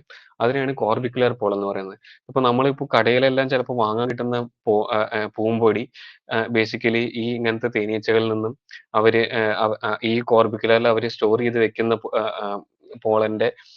പോളനെയാണ് നമ്മൾ സെപ്പറേറ്റ് ചെയ്തിട്ട് അതിനെയാണ് നമ്മൾ അതാണ് നമുക്ക് ബേസിക്കലി പോളനായിട്ട് കഴിക്കാനും മറ്റു പരിപാടികൾക്കും വേണ്ടി നമുക്ക് ലഭിക്കുന്നത്. അപ്പൊ അതേപോലെ തന്നെ ഇനി ഫോറേജിങ് ബിഹേവിയർ അറിയാം. ഇതിപ്പോ തേനീച്ചകൾ പോളന് വേണ്ടിയിട്ടും മാത്രമല്ല നെക്ടറിന് വേണ്ടിയിട്ടും ഇതിലേക്ക് ഈ ഒരു പൂവിലോട്ട് പോകുന്നതുകൊണ്ട് തന്നെ മൾട്ടിപ്പിൾ ചാൻസസ് ആണ് പോളിനേഷൻ നടക്കാനുള്ളത്. അപ്പൊ ഈ പോളിനേഷൻ നടക്കാനുള്ള ചാൻസസ് കൂടാനും കൊണ്ട് തന്നെ ബീസ് തന്നെയാണ് ഏറ്റവും നല്ല അഡാപ്റ്റഡ് ആയിട്ടുള്ള വെൽ പോളിനേറ്റർ. ഓക്കെ, ഇനി നമ്മൾ ഫ്ലവർ കോൺസ്റ്റൻസിനെ കുറിച്ച് പറയാം. എന്താണ് ഫ്ലവർ കോൺസ്റ്റൻസി? ഫ്ലവർ കോൺസ്റ്റൻസി എന്ന് പറഞ്ഞു കഴിഞ്ഞാൽ ഒരു തേനീച്ച ഒരു ടൈപ്പ് സ്പീഷീസിൽ പോയ ശേഷം അടുത്തത് അവര് അതേ സ്പീഷീസ് തന്നെയാണ് പോവുക. ഓക്കെ, അതായത് വേറെ സ്പീഷീസിലോട്ട് പോകുന്നതിന്റെ ചാൻസ് വളരെ കുറവാണ്. അത് പോവില്ല എന്ന് ഞാൻ പറയുന്നില്ല, പക്ഷെ അതിന്റെ ചാൻസ് വളരെ കുറവാണ്. അപ്പോൾ അത് എല്ലാതരം തേനീച്ചകളിലും അങ്ങനെ തന്നെയാണ് നിങ്ങൾ നോക്കുകയാണെങ്കിൽ. അപ്പം ഈ പ്രോപ്പർട്ടിനെയാണ് ഫ്ലവർ കോൺസ്റ്റൻസി എന്ന് പറയുന്നത്. അപ്പോൾ ഈ ഫ്ലവർ കോൺസ്റ്റൻസി ഉള്ളത് കൊണ്ട് തന്നെ ഒരു പൂക്കളുടെ വേറെ പോളനല്ല വന്ന് അവരുടെ സ്റ്റിഗ്മയിൽ വന്നിരിക്കുന്നത്. ഓക്കെ, അങ്ങനെ വേറെ സ്പീഷീസിന്റെ പോളൻ വന്ന് ആ പൂവിൽ വന്നിരുന്നു കഴിഞ്ഞാൽ ആ പൂവിന് ഇതിൻ്റെതായിട്ടുള്ള പോളൻ വന്ന് ഇരിക്കാനുള്ള സ്ഥലം ഇല്ലാണ്ടായിരിക്കും. ഓക്കെ, അതുകൊണ്ട് തന്നെ ആ പൂവിൽ പിന്നെ ഒരു കായ ഉണ്ടാവാത്ത ഒരവസ്ഥയും വരാം. അങ്ങനെ വരാണ്ടിരിക്കാൻ അപ്പൊ അത് ബേസിക്കലി നമുക്ക് മനസ്സിലാക്കുന്നത് എന്താ വെച്ചാൽ അത്രയും നല്ലൊരു ഓർക്കസ്ട്രേറ്റഡ് ആയിട്ടുള്ള ഒരു ഗ്രാൻഡ് സ്കീമാണ് ഈ എൻറ്റയർ പോളിനേഷൻ എന്ന് പറയാം. ഓക്കെ, അപ്പോൾ ഇനി ഒരു പടി കൂടി നമുക്ക് ചിന്തിക്കുകയാണെങ്കിൽ സോഷ്യൽ ബിഹേവിയർ അല്ലെങ്കിൽ കോളനി സൈസ്, ഈ രണ്ട് ഫാക്ടേഴ്സും വളരെ ഇമ്പോർട്ടൻ്റ് ആണ്. അത് നമ്മൾ സംസാരിക്കുന്നത് നമുക്ക് തേൻ തരുന്ന തേനീച്ചകളെ പറ്റിയിട്ടാണ്. ഈ തേൻ തരുന്ന തേനീച്ചകൾ ഒരു സോഷ്യൽ ബിഹേവിയർ കാണിക്കുന്ന ഒരു കോളനി ആയിട്ട് വസിക്കുന്നതാണ്. അപ്പൊ ഈ കോളനി ആയിട്ട് വസിക്കുമ്പോൾ അവരുടെ കോളനിയിൽ ഇപ്പൊ നമ്മൾ പറയുന്ന ഏപ്പിസ് ഡോർസേറ്റ അല്ലെങ്കിൽ നമുക്ക് കാണുന്ന വലിയ തേനീച്ചക്കൂടുകളിൽ അതിലൊരു 3000 മുതൽ 4000 5000 തേനീച്ചകൾ വരെ ഉണ്ടാവും. അപ്പൊ ഈ 3000-4000 തേനീച്ചകൾക്ക് വേണ്ടിയുള്ള ഭക്ഷണം അല്ലെങ്കിൽ അതിന് വേണ്ടിയിട്ടുള്ള തേൻ, അതിന് വേണ്ടിയിട്ടുള്ള പൂമ്പൊടി, അതെല്ലാം കളക്ട് ചെയ്യാൻ അത്രയും തേനീച്ചകൾ ആക്റ്റീവായിട്ട് പുറത്തിറങ്ങി കണ്ടുപിടിച്ച് തിരിച്ച് കൂട്ടിലോട്ട് കൊണ്ടുവരണം. അപ്പോൾ അങ്ങനത്തെ ഒരു പ്രോസസ്സ് അപ്പുറത്ത് നടക്കുമ്പോൾ അത് തന്നെയാണ് ഈ പ്ലാന്റ്സിന്റെ ഒരു ഡൈവേഴ്സിഫിക്കേഷനും അതേപോലെ പ്ലാന്റ്സ് കുറെ നമ്പർ കൂടാനും ആൻജിയോസ്പേംസ് നമ്മൾ ബേസിക്കലി പറയുന്നത് പോളിനേഷന്റെ എണ്ണം വളരെ വൻതോതിൽ കൂടും. ഓക്കെ, ഇനി നമ്മൾ എവല്യൂഷൻ ഓഫ് ബീസ്, ആദ്യം ബീസിന്റെ എവല്യൂഷൻ പറയുന്ന മുന്നേ നമ്മൾ ആദ്യം എത്ര തരം ബീസ് ഉണ്ടെന്ന് പറയണം. ഓക്കെ, ഈ ഭൂമിയിൽ മൊത്തം ഏകദേശം ഒരു 20,000-ഓളം തേനീച്ചകളുണ്ട്. ഈ 20,000-ഓളം തേനീച്ചകളെ നമ്മളൊരു സൂപ്പർ ഫാമിലി എന്ന് പറയും. അപ്പോയിഡ എന്ന സൂപ്പർ ഫാമിലിയിലാണ് ഈ തേനീച്ചകളെല്ലാം വരുന്നത്. അതിൽ ഈ അപ്പോയിഡ എന്ന സൂപ്പർ ഫാമിലിയിൽ 7 ഫാമിലികളുണ്ട്. അല്ലെ, ആൻഡ്രിനിഡെ, കൊളറ്റിഡെ, സ്റ്റീനോട്രൈറ്റിഡെ, മെലിറ്റിഡെ, ഹാലിക്റ്റിഡെ എന്ന് പറഞ്ഞ 5 ഫാമിലിയിലുള്ള ബീസ് അവർക്ക് അവരുടെ ടങ്ങിന്റെ ലെങ്ത്തിന്റെ ബേസിസിലാണ് ഈ സെപ്പറേഷൻ വരുന്നത്. ഒന്ന് ചെറിയ നാക്കുകളായിരിക്കും, പിന്നെ വലിയ നാക്കുകളായിട്ടുള്ള ഏപ്പിഡെ, മെഗാകൈലിഡെ എന്ന് പറയും. ഈ ഏപ്പിഡെ, മെഗാകൈലിഡെ എന്നീ 2 ഏപ്പിഡയിലാണ് നമ്മൾ കാണുന്ന ഒട്ടുമിക്ക എല്ലാ തേനീച്ചകളും വരുന്നത്. ലോങ് ടങ്ഡ് ആയിട്ടുള്ള ഇപ്പൊ നമ്മൾ കാണുന്ന എല്ലാ ഒട്ടുമിക്ക തേനീച്ചകളും ഈ ഏപ്പിഡെ എന്ന ഫാമിലിയിൽ നമുക്ക് എല്ലാവർക്കും പരിചിതമായിട്ടുള്ള തേനീച്ചകളെല്ലാം ഏപ്പിഡെ എന്ന ഫാമിലിയിലായിരിക്കും. ഓക്കെ, ഇതിലിപ്പോ കുറച്ചും കൂടി പഴയതായിട്ടുള്ള ഏറ്റവും പഴയതായിട്ടുള്ള ഫാമിലിയാണ് മെലിറ്റിഡെ എന്ന് പറയുന്നത്. മെലിറ്റിഡെ ഇന്ത്യയിൽ ഉണ്ട്, പക്ഷെ വളരെ കുറവായിരിക്കും. അതിനെക്കുറിച്ച് നമ്മൾ വിശദമായിട്ട് പറയുന്നതായിരിക്കും. ഓക്കെ, അപ്പോൾ ഇതിൽ ആദ്യത്തെ ഫാമിലി ഏപ്പിഡെ നമുക്ക് എല്ലാവർക്കും അറിയുന്ന സുപരിചിതമായ ഒട്ടുമിക്ക എല്ലാ തേനീച്ചകളും ഈ ഫാമിലിയിലാണ് പെടുന്നത്. ഓക്കെ, ഇതാണ് one of the largest family of bees. അതിൽ ആ ഫാമിലിയിൽ ഓൾമോസ്റ്റ് 6000-ഓളം സ്പീഷീസുകളുണ്ട്. നമ്മൾ കാണുന്ന തേനീച്ച, അതുപോലെ തന്നെ ചെറുതേൻ, അതേപോലെ തന്നെ കാർപ്പൻറ്റർ ബി അല്ലെങ്കിൽ കരിവണ്ട്, പിന്നെ ബംബിൾ ബി. ഇന്ത്യയിലില്ല ബംബിൾ ബി, പക്ഷെ അതേപോലെ തന്നെ പല നമ്മൾ കേട്ടിട്ടുള്ള വാക്കാണ് ബംബിൾ ബി എന്നൊക്കെ, പക്ഷെ അതെല്ലാം ഈ ഒരു ഫാമിലിയിൽ പെടുന്ന ഈച്ചകളാണ്. ഇനി അടുത്തൊരു ഫാമിലിയാണ് മെഗാകൈലിഡെ. മെഗാകൈലിഡെ ഒരു 3rd ലാർജസ്റ്റ് ഫാമിലി. അതും ഭയങ്കര വലിയൊരു ഫാമിലി തന്നെയാണ്. അതിൽ 4000-ഓളം സ്പീഷീസുകളുണ്ട്. പക്ഷെ ഇവര് സോളിറ്ററി ആയിട്ട് താമസിക്കുന്നത്. ഇപ്പൊ നമ്മൾ നേരത്തെ കണ്ടതിൽ കുറെ കോളനി ബേസ്ഡ് ആയിട്ടുള്ള, ഇപ്പോൾ സ്റ്റിംഗ്ലെസ് ആയിക്കോട്ടെ, കാർപ്പൻറ്റർ ബി ആയിക്കോട്ടെ, ഹണി ബി ആയിക്കോട്ടെ, ഇവരെല്ലാവരും ഒരു കോളനിയിൽ ജീവിക്കുന്ന ജീവികളാണ്. മറിച്ച് ഇവരെല്ലാം സോളിറ്ററി ആണ്.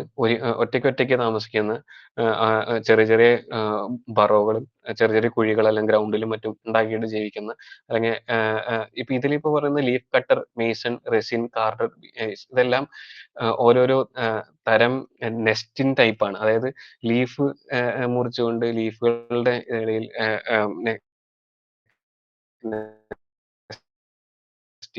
നെസ്റ്റ് ചെയ്യുന്നത്. അതേപോലെ മേസൺ,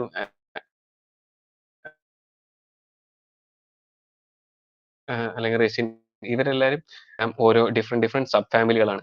ഓക്കെ, ഭയങ്കര ഡൈവേഴ്സ് ആയിട്ടുള്ള 4000 സ്പീഷീസിൽ കുറച്ച് പേര് ലീഫ് കട്ടർ, കുറച്ച് പേര് മേസൺ, റെസിൻ, കാർബി, ഇതേപോലെ എല്ലാവരും വിഭാഗത്തിലുള്ള ആൾക്കാരും തേനീച്ചകളും ഇതിലുണ്ട്.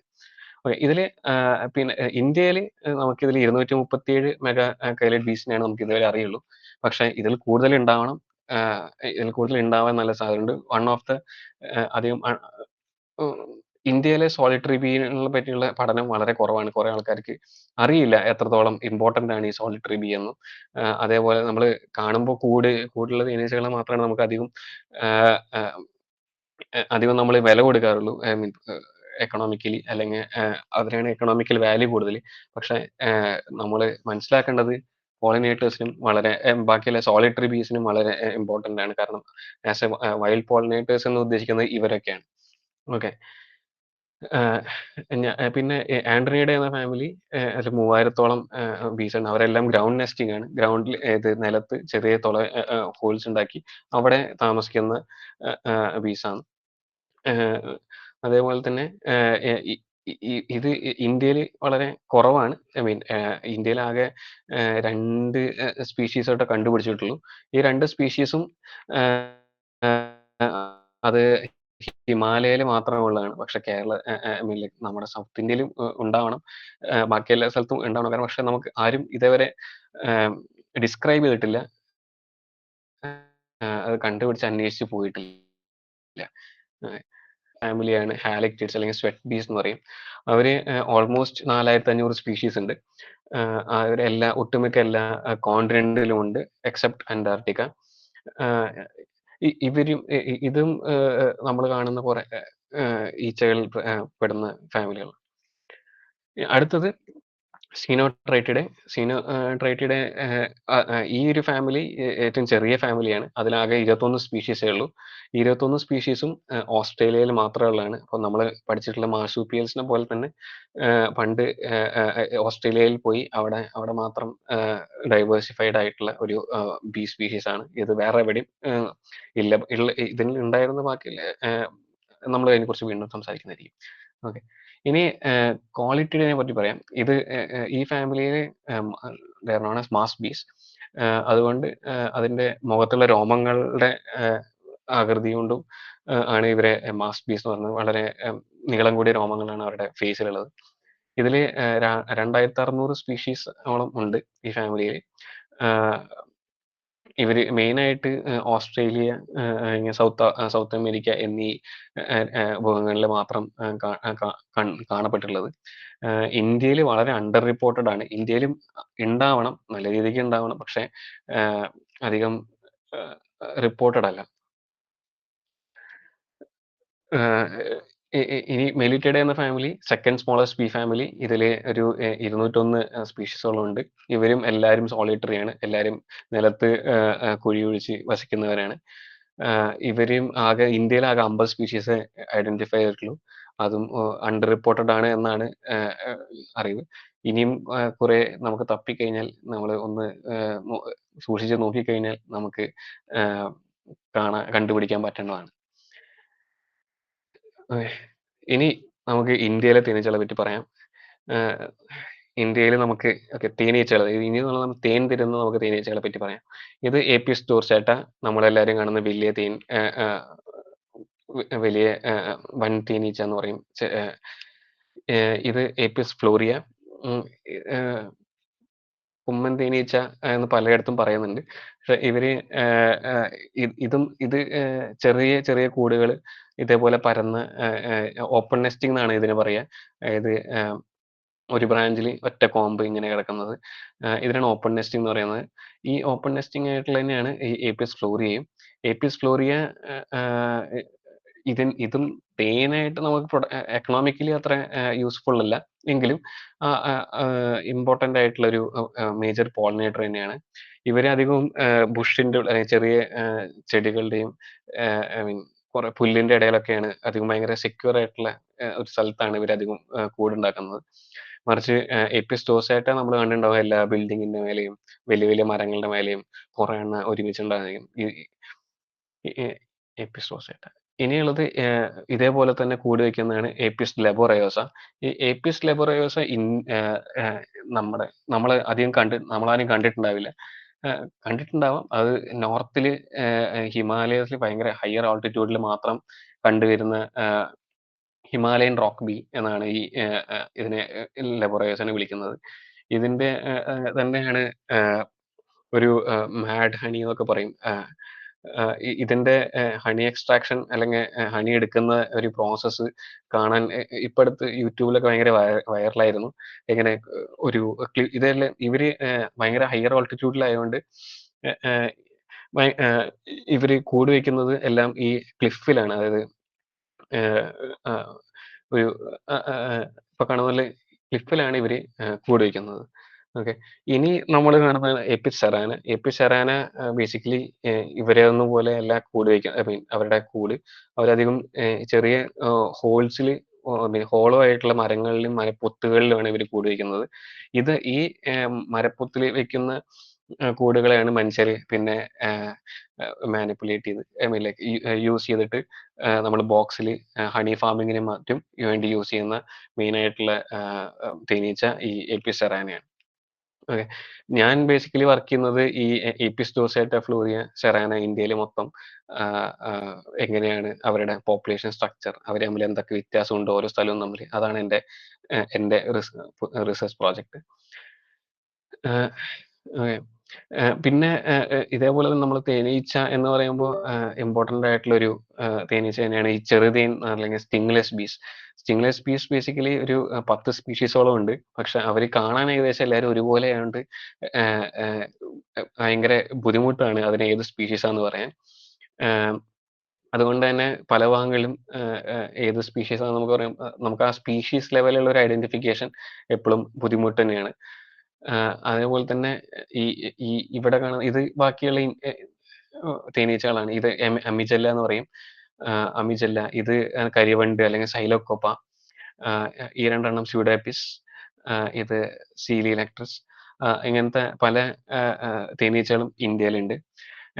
ഇതിൽ നമുക്ക് ഇവരൊക്കെ നമ്മൾ ചിലപ്പോൾ കണ്ടിട്ടുണ്ടാവും. ഈ ഒരു നീല കളറുകാരൻ നമ്മൾ ശ്രദ്ധിച്ചിട്ടുണ്ടാവാം. ഈ ഒരു കറുത്ത കരിവണ്ടിനെ നമ്മളെല്ലാവർക്കും അറിയുന്നതാണ്. പക്ഷെ ബാക്കിയുള്ള ഈച്ചകളിലും എല്ലാ തേനീച്ചകളെയും നമ്മളൊരു ഈച്ച എന്ന രീതിയിൽ മാത്രം കൺസിഡർ ചെയ്തിട്ടുണ്ടാവുള്ളൂ. പക്ഷെ ഇവരെല്ലാവരും വളരെ ഇമ്പോർട്ടന്റ് ആയിട്ടുള്ള ഇന്ത്യയിലെ പോളിനേറ്റേഴ്സ് ആണ്. ഓക്കെ, ഇനി ഈ എവല്യൂഷനെ കുറിച്ച് പറയുകയാണെങ്കിൽ ഒരു ബീസിന്റെ എവല്യൂഷൻ ബേസിക്കലി ഒരു ഫോസിൽസ് വെച്ചിട്ടാണ് നമ്മൾ പറയുന്നത്. ഇത് ഈ ഒരു ഇപ്പൊ ഞാൻ പറയുന്നത് മൊത്തം ഫോസിൽസ് വെച്ചിട്ടുള്ള ഒരു അണ്ടർസ്റ്റാൻഡിങ് ആണ്. ഇപ്പോഴത്തെ നമ്മളുള്ള latest, I mean like most earliest ആയിട്ടുള്ള ഫോസിൽ എന്ന് പറഞ്ഞു കഴിഞ്ഞാൽ അതൊരു പെംഫ്രൈഡ് ഡോണി എന്ന് പറഞ്ഞ വാസ്പിന്റെ ആണ്. വാസ്പ് എന്ന് പറഞ്ഞാൽ കടന്നലിന്റെ. അപ്പൊ ഈ ഈ ഇതാണ് ഇപ്പോഴത്തെ oldest fossil of B. B അല്ല, ഇത് ശരിക്കും ബീന്റെ ക്ലോസസ്റ്റ് റിലേറ്റീവ് ആണ്. പക്ഷെ ഇതിൽ നിന്നാണ് തേനീച്ച ഇവോൾവ് ആയി എന്നാണ് നമ്മൾ ഇപ്പോഴത്തെ ഒരു അണ്ടർസ്റ്റാൻഡ്. ഇതാണ് ഇപ്പോഴത്തെ ലാസ്റ്റ് പ്രൂഫ് ഉള്ളത്. ഓക്കെ, അപ്പോൾ പക്ഷെ ഇതിന് കണ്ടു കഴിഞ്ഞാൽ നമുക്ക് തേനീച്ചയുടെ ഒരു ക്യാരക്ടേഴ്സ് നമുക്ക് കാണാൻ പറ്റില്ല.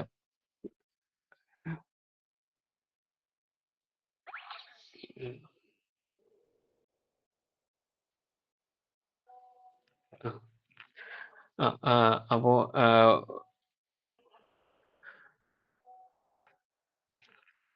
ഓക്കെ, അപ്പോൾ ഈ ഇതിൽ പ്രത്യേകിച്ച് ക്യാരക്ടേഴ്സും ട്രേറ്റ്സും നമുക്ക് കാണാൻ പറ്റില്ല. പക്ഷെ വേറൊരു ഫോസിൽ, അതായത് മെലിറ്റോസ്ഫെക്സ് എന്ന് പറയുന്ന ഈ ഒരു ഫോസിലിൽ ഇതും ഏകദേശം 100 million years 120 million years old ആയിട്ടുള്ള ഒരു ഫോസിലാണ്. ഈ ഫോസിലിൽ പക്ഷെ നമുക്ക് കുറച്ചും കൂടിയും ഹെയർസ്, അതായത് ബോഡി ഹെയർസ് കാണാൻ പറ്റും.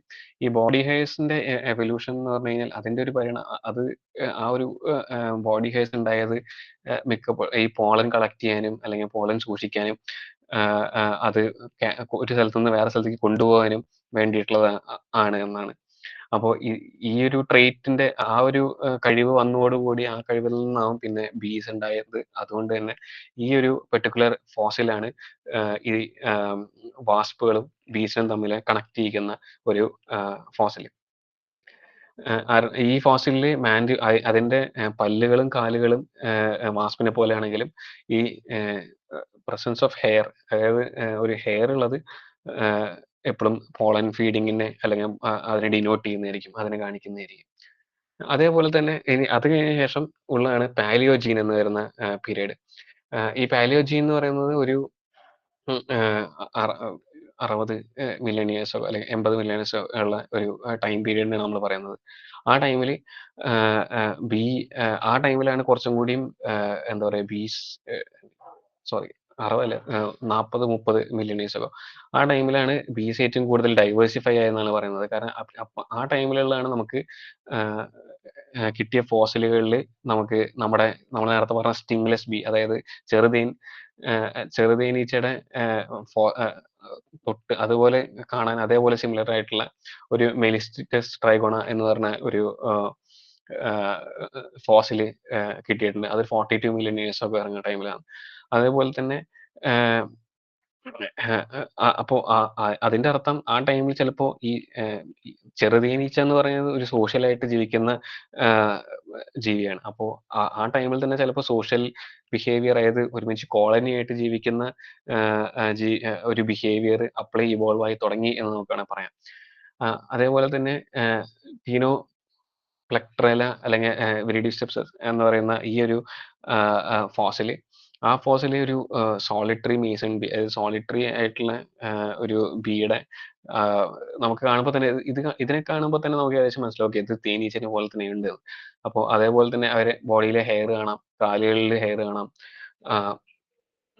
ഈ ഇത് വളരെ ഇമ്പോർട്ടൻ്റ് ആയിട്ടുള്ള ഒരു ഫോസിലാണ്. ഈ ഒരു ടൈമിൽ തന്നെയാണ് ബേസിക്കലി സ്പെഷ്യലൈസേഷൻ നടന്നത്. ഈ പോളൻ അല്ലെങ്കിൽ പൂമ്പൊടി കളക്ട് ചെയ്യാനുള്ള ബോഡി സ്ട്രക്ചേഴ്സിന് ഉള്ള ഒരു അഡാപ്റ്റേഷൻ, അത് കുറച്ചും കൂടി സ്പെഷ്യലൈസ് ആവാൻ തുടങ്ങി. അതേപോലെ തന്നെ ഇവര് ഗ്ലോബലി ഡിസ്പേഴ്സ് ചെയ്യാനും തുടങ്ങി. കാരണം ഇപ്പൊ തന്നെ ഈ ഫോസിലുകൾ നമുക്ക് പല പല സ്ഥലങ്ങളിൽ നിന്നാണ് കിട്ടിയിരിക്കുമ്പോൾ ആ സ്ഥലങ്ങളിനനുസരിച്ച് നമുക്ക് പറയാം ഓക്കെ ഇവര് അവിടെ ഡിസ്പേഴ്സ് ആയി പോയിട്ടുണ്ടാകും. ഇനി നിയോജിൻ കുറച്ചും കൂടി ഏറ്റവും റീസെന്റ് ആയിട്ടുള്ള ഒരു പീരീഡ് ആണ്. ആ പീരീഡിലാണ് നമ്മൾ ഗ്ലോബൽ റേഡിയേഷൻ അല്ലെങ്കിൽ എല്ലാവിടേക്കും ഭൂമിയിൽ എല്ലാ കോണ്ടിനെന്റ്സിലേക്കും ബീസ് ഏകദേശം എത്തി. ഒപ്പം തന്നെ ആ സമയത്തിൽ നമുക്ക് കിട്ടിയ ഫോസിലുകളെല്ലാം ഇപ്പോഴത്തെ തേനീച്ചകളുമായിട്ട് വളരെയേറെ സാമ്യമുള്ള വിഭാഗത്തിൽ വരുന്നതാണ്. അപ്പോൾ ഈ മയോസീൻ എന്ന് പറഞ്ഞ നമ്മളൊരു കാലഘട്ടത്തിൽ ഒട്ടുമിക്ക എല്ലാ തേനീച്ചകളും ഇപ്പോഴത്തെ എല്ലാ ഫോമുകളാക്കിയിട്ടുണ്ടായിരുന്നു. അതേപോലെ തന്നെ അമേരിക്കയിലാണ് ഈ ഒരു ഏപ്പിസ് നിയാർട്ടിക്ക എന്ന് പറഞ്ഞ ഒരു ഫോസിൽ കിട്ടിയത്. ഈ ഏപ്പിസ് നിയാർട്ടിക്ക എന്ന് പറഞ്ഞ ഫോസിൽ നമുക്ക് കാണാം ഇത് ഏകദേശം ബീനെ ഒരു തേനീച്ചയുടെ കാല് പോലെ തന്നെയാണ്. ഓക്കെ, പക്ഷെ ഈ ഏപ്പിസ് എന്ന് പറഞ്ഞാൽ നമ്മൾ നേരത്തെ പറഞ്ഞ കോളനി ആയിട്ട് ജീവിക്കുന്ന, നമ്മൾ തേനെടുക്കാൻ വേണ്ടി യൂസ് ചെയ്യുന്ന ജീനസിലുള്ള സ്പീഷീസ് ആണ്. പക്ഷെ അത് എക്സിസ്റ്റ് ചെയ്യുന്നില്ല, അത് എക്സ്റ്റിങ്ക്റ്റ് ആയി, അത് വംശനാശം സംബന്ധിച്ചിട്ട് കുറെ കാലമായി.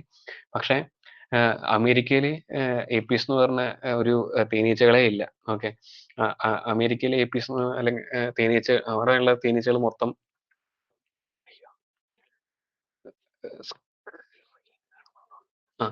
അവിടെയുള്ള തേനീച്ചകൾ മൊത്തം ഏപ്പിസ് മെലിഫറ അല്ലെങ്കിൽ കമേഴ്ഷ്യലി നമ്മൾ ബോക്സ് ആയിട്ട് കൊണ്ടുവന്ന് അവിടെ വളർത്തി അങ്ങനെ വന്നിട്ടുള്ള തേനീച്ചകളാണ് ഇപ്പൊ അമേരിക്കയിൽ മൊത്തം. പക്ഷെ അന്ന് ആ കാലത്ത് അവിടെ ഏപ്പീസ് ഉണ്ടായിരുന്നു എന്നതിനുള്ള ഏറ്റവും വലിയ തെളിവാണ് ഈ ഒരു. ഓക്കെ, ഞാൻ ബയോജിയോഗ്രഫി ഒന്നും പറയുന്നില്ല, പക്ഷെ അതെ ഇപ്പോഴത്തെ ഒരു അണ്ടർസ്റ്റാൻഡിങ് വെച്ചിട്ട് ഇതിപ്പോ ഇത്രയും നേരം ഞാൻ പറഞ്ഞിരുന്ന എവല്യൂഷൻ ഫോസിൽ വെച്ച് മാത്രമാണ്. പക്ഷെ നമുക്ക് പിന്നെ നമ്മൾക്കറിയാം മോളിക്കുലർ ഡാറ്റ വെച്ച് കുറച്ചും കൂടി ആക്യുറേറ്റ് ആയിട്ട് കുറച്ചും കൂടി ശരിയായിട്ടുള്ള രീതിയിൽ നമുക്ക് നല്ല രീതിക്കുള്ള ഫോസിൽസും ഉണ്ടെങ്കിൽ നല്ലൊരു ടൈം ട്രീ വെച്ച് കുറച്ചും കൂടി ആക്യുറേറ്റ് ആയിട്ട് ഇവരുടെ എവല്യൂഷനും ഇവരുടെ ഒറിജിനും നമുക്ക് പ്രിഡിക്റ്റ് ചെയ്യാൻ പറ്റും.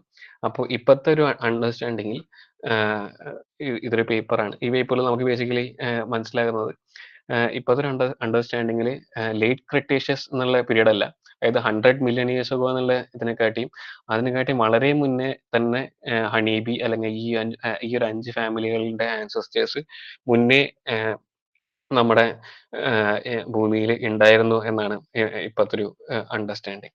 ഓക്കെ, ഇപ്പോഴത്തെ ഒരു അണ്ടർസ്റ്റാൻഡിങ് ഇത് ബേസിക്കലി പറയുന്നത്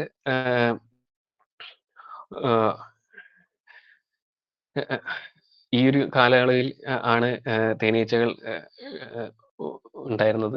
അതാണ് അവരുടെ ഒറിജിൻ. അത് കഴിഞ്ഞ് പിന്നെ അവർ മൊത്തം ഡിസ്പേഴ്സ് ആയി ഈ ഒരു ടൈം ആയപ്പോഴേക്കും ഒട്ടുമിക്ക എല്ലാ കോണ്ടിനെന്റിലും എക്സെപ്റ്റ് അന്റാർട്ടിക്ക എല്ലാ കോണ്ടിനെന്റിലും തേനീച്ചകൾ എത്തി എന്നാണ്. അതേപോലെ തന്നെ കുറച്ച് കൺഫ്യൂഷൻ ഉള്ള ഒരു കാര്യമായിരുന്നു പ്ലാന്റ് എവല്യൂഷനും. ഇപ്പൊ ഇതേപോലെ ആൻജിയോസ്പേമിന്റെ എവല്യൂഷനും വളരെ ഡൈവേഴ്സ് ആയിട്ടുള്ള ഒരു ഈ പൂക്കളുള്ള ചെടികൾ അവരുടെ സ്പീഷീസിന്റെ എണ്ണം അല്ലെങ്കിൽ അവരുടെ റേഡിയേഷൻ എന്ന് പറയും. ആ റേഡിയേഷൻ നടന്നിട്ടുള്ളത് എൻ്റെ ഒരു ടൈമും ബീസിന്റെ എവല്യൂഷന്റെ ടൈമും കുറച്ച് വ്യത്യാസമുള്ളൊരു സംഭവമായിരുന്നു. അതുകൊണ്ട് തന്നെ ഇത്രയും കാലം ഈ ഒരു പേപ്പർ ഈ നേരത്തെ ഞാൻ പറഞ്ഞ സ്റ്റഡി വരുന്നതിന് മുന്നേ വരെ അത്രയും കാലം നമ്മൾ വിശ്വസിച്ചിരുന്നത് വണ്ടുകളും ഈച്ചകളും തന്നെയായിരുന്നു ഈ പൂക്കൾ ഇത്രയും ഫ്ലവേഴ്സിന്റെ എവല്യൂഷന് അല്ലെ ആൻജിയോസ്പേമിന്റെ എവല്യൂഷന് മെയിൻ ആയിട്ടുള്ള റീസൺ എന്ന്. പക്ഷെ ഇപ്പോഴത്തെ ഒരു ഈ ലേറ്റസ്റ്റ് സ്റ്റഡി പറയുന്നത് ബീസും നല്ല രീതിക്ക് കോൺട്രിബ്യൂട്ട് ചെയ്തിട്ടുണ്ട് എന്നാണ്. കാരണം ഈ ഒരു ടൈമിലാണ് ഈ ഒറിജിൻ ഓഫ് ആൻജിയോസ്പേംസ് നടക്കുന്നത് ജുറാസിക് എറയുടെ ഒരു ലാസ്റ്റ് ടൈമിലാണ്. അപ്പോൾ അതിനുശേഷം ഈ വലിയ ഡൈവേഴ്സിഫിക്കേഷൻ നടന്നത് ഒരു ഈ ക്രിട്ടേഷ്യസ് എന്ന് പറഞ്ഞ, അതായത് ഒരു കുറച്ചും കൂടി 150-160 million years ago ആണ്. ആ ഒരു ടൈമിൽ തന്നെയാണ്, ആ ടൈമിൽ ബീസിന്റെ എക്സിസ്റ്റൻസ് ഉണ്ടെങ്കിൽ അതും അവരും നല്ല രീതിക്ക് ഈ ഒരു ഡൈവേഴ്സിഫിക്കേഷന് കോൺട്രിബ്യൂട്ട് ചെയ്തിട്ടുണ്ടാവണം. ഓക്കെ. ഇനി ഹാബിറ്റാറ്റ് ഡിസ്ട്രക്ഷൻ അല്ലെങ്കിൽ ഈ പോളിനേറ്റേഴ്സിന്റെ പ്രധാനമായിട്ടുള്ള ത്രെട്ട് എന്ന് പറയുന്നത് നമുക്ക് എല്ലാവർക്കും അറിയാം, അർബനൈസേഷൻ അല്ലെങ്കിൽ നഗരവൽക്കരണമാണ്. അതുമൂലം അവരുടെ മെയിൻ ആയിട്ടുള്ള ഹാബിറ്റാറ്റുകളും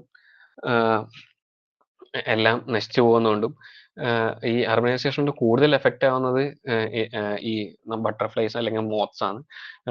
അതാണ് ഏറ്റവും കൂടുതൽ എഫക്റ്റഡ് ആയി വരുന്ന ഒരു വിഭാഗം പോളിനേറ്റേഴ്സ്. അതുപോലെ തന്നെ നമ്മൾ പറഞ്ഞ വൈൽഡ് പോളിനേറ്റേഴ്സിൽ മിക്കതും ഗ്രൗണ്ട് നെസ്റ്റിംഗ് ആണ്. ഗ്രൗണ്ട് നെസ്റ്റിംഗ് ആണ് മാത്രമല്ല സോളിറ്ററി ആണ്, ഒറ്റയ്ക്ക് ജീവിക്കുന്നവർ. അപ്പോൾ അവരും ഇതേപോലെ ഈക്വലി നല്ല രീതിക്ക് ഇമ്പാക്ട് ആയി വരുന്നതാണ്. നമ്മൾ പറയുന്നത് തേനീച്ച എന്ന് പറയുമ്പോൾ നമ്മൾ കാണുന്ന തേൻ തരുന്ന തേനീച്ചേനെക്കാട്ടും കൂടുതൽ എഫക്റ്റ് ചെയ്യപ്പെടുന്നത് ഈ സോളിറ്ററി ആയിട്ടുള്ള തേനീച്ചകളും അവരുടെ ഇമ്പോർട്ടൻസുമാണ് നമ്മൾ കൂടുതൽ ഇനി അവർക്കാണ് കൂടുതൽ ഇമ്പോർട്ടൻസ് നമ്മൾ കൊടുക്കേണ്ടത്. അതേപോലെ സീസണൽ ആയിട്ടുള്ള വേറെ പല പോളിനേറ്റേഴ്സും ഉണ്ട്. ഇനി ഇതേപോലെ തന്നെ നമ്മൾ ഇൻട്രൊഡ്യൂസ് ചെയ്യുന്ന ബീസ്, അതായത് ഇപ്പോഴത്തെ എല്ലാവരും തേനീച്ച കൃഷിക്ക് വേണ്ടിയിട്ട് യൂസ് ചെയ്യുന്നത് നമ്മുടെ ഏപ്പിസ് സെറാന എന്നല്ല, ഏപ്പിസ് മെലിഫറ എന്ന വെസ്റ്റേൺ ഹണീബിയാണ്. ഈ വെസ്റ്റേൺ ഹണീബിനെ കൊണ്ടുവരുന്നത് കൊണ്ട് കൂടി ഇവിടെ നേറ്റീവ് ആയിട്ടുള്ള ബാക്കിയുള്ള പോളിനേറ്റേഴ്സിനും വളരെ കോമ്പറ്റീഷൻ ചെയ്യേണ്ടി വരും ഫ്ലോറൽ റിസോഴ്സസിന് വേണ്ടിയിട്ട്. അതായത് നെക്ടറിനും പൂവിനും വേണ്ടിയിട്ട് അവർ നല്ല രീതിക്കുള്ള ഒരു കോമ്പറ്റീഷൻ ഉണ്ടാകുമ്പോൾ തന്നെ ആ കോമ്പറ്റീഷൻ ഒരു വലിയൊരു ടാസ്ക് തന്നെയാണ് ആ ഒരു പോളിനേറ്ററിന്. അതേപോലെ തന്നെ പെസ്റ്റിസൈഡ് എക്സ്പോഷർ, അഗ്രികൾച്ചർ പ്രാക്ടീസസ്, ഇതെല്ലാം നോൺ ടാർഗറ്റഡ് ആയിട്ടുള്ള എഫക്ട്സ് ആണ്. നമ്മൾ പെസ്റ്റിനെ ഓടിക്കാൻ വേണ്ടിയിട്ടാണ് പെസ്റ്റിസൈഡ് എങ്കിലും അവർ എഫക്റ്റഡ് ആവുന്നത് ബേസിക്കലി ഈ ഫ്ലവേഴ്സിനെ ഹെൽപ്പ് ചെയ്യുന്ന പോളിനേറ്റേഴ്സിനാണ്. അതായത് ഫ്രൂട്ട് സെറ്റ് കൂട്ടിത്തരുന്ന പോളിനേറ്റേഴ്സിനാണ് മെയിനായിട്ട് എഫക്ട് ചെയ്യുന്നത്. ഇനി ക്ലൈമറ്റ് ചേഞ്ചിനെ കുറിച്ച് പറയുകയാണെങ്കിൽ നമുക്ക് എല്ലാവർക്കും അറിയാം, ക്ലൈമറ്റ് ചേഞ്ച് വളരെ ഡൈവേഴ്സിറ്റീനെ അല്ലെങ്കിൽ എല്ലാ ജന്തുജാലങ്ങൾക്കും ഈക്വലി എഫക്റ്റ് ആവുന്ന ഒരു പ്രശ്നമാണ് ക്ലൈമറ്റ് ചേഞ്ച്. അപ്പോൾ അതേപോലെ തന്നെ പോളിനേറ്റേഴ്സിനും നല്ല രീതിക്ക് എഫക്റ്റ് ആവും. അവരുടെ ഫീനോളജി അല്ലെങ്കിൽ ഈ പൂവ് പൂക്കുന്ന സമയവും ഇവർ എമേർജ് ചെയ്യുന്ന സമയവും ഇവരും അവരുടെ മുട്ടയിൽ നിന്ന് വിരിഞ്ഞു വരുന്ന സമയം സിങ്ക് ആയില്ലെങ്കിൽ അവർക്ക് ആ പോളിനേറ്റ് ചെയ്യാനോ അവരുടെ റിസോഴ്സ് ചെയ്യാനോ അവർക്ക് അടുത്തൊരു ലൈഫ് സൈക്കിളിലേക്ക് പോകാനോ പറ്റാണ്ടാവും. അതേപോലെ തന്നെ ടെമ്പറേച്ചർ കൂടുന്തോറും ഉള്ള മാറ്റങ്ങളും അവരുടെ ബോഡിക്കുള്ള മാറ്റങ്ങളും അതേപോലെ ബിഹേവിയറിനും എല്ലാത്തിനും മാറ്റങ്ങൾ വരാം. അതേപോലെ ഫ്ലോറൽ റിസോഴ്സസും ഇതേപോലെ റെഡ്യൂസ് ക്ലൈമറ്റ് ചേഞ്ച് മൂലം ഫ്ലോറൽ റിസോഴ്സിന്റെ എമൗണ്ടും ഫ്ലോറൽ റിസോഴ്സിന്റെ ഒരു ഡൈവേഴ്സിറ്റി തന്നെ വളരെയധികം എഫക്റ്റഡ് ആവുന്നതാണ്. അപ്പോൾ പ്ലാന്റ്സ് എഫക്റ്റ് ആകുമ്പോൾ അതേപോലെ തന്നെ പോളിനേറ്റേഴ്സും ഈക്വലി എഫക്റ്റഡ് ആവും. ഇനി ഒരു പ്ലാന്റ് പോളിനേറ്റർ നെറ്റ്വർക്ക് എന്ന് പറഞ്ഞു കഴിഞ്ഞാൽ ബേസിക്കലി ഒരു പ്ലാന്റ് പലതരം ഒരു കമ്മ്യൂണിറ്റിയിൽ പലതരം പൂക്കളുണ്ട്. അതിന് പരാഗണം ചെയ്യുന്ന അല്ലെങ്കിൽ പോളിനേറ്റ് ചെയ്യുന്ന പലതരം ഇൻസെക്ട്സ് ഉണ്ട്. ഇതിൽ ഏതെങ്കിലും ഒന്ന് പോവുകയാണെങ്കിൽ, ഒരെണ്ണം എക്സ്റ്റിൻറ്റ് ആവുകയാണെങ്കിൽ അതേപോലെ തന്നെ അതിനെ ഡിപ്പെൻഡൻ്റ് ആയിട്ടുള്ള ഈ ഒരു പൂവും എഫക്റ്റഡ് ആയിരിക്കും.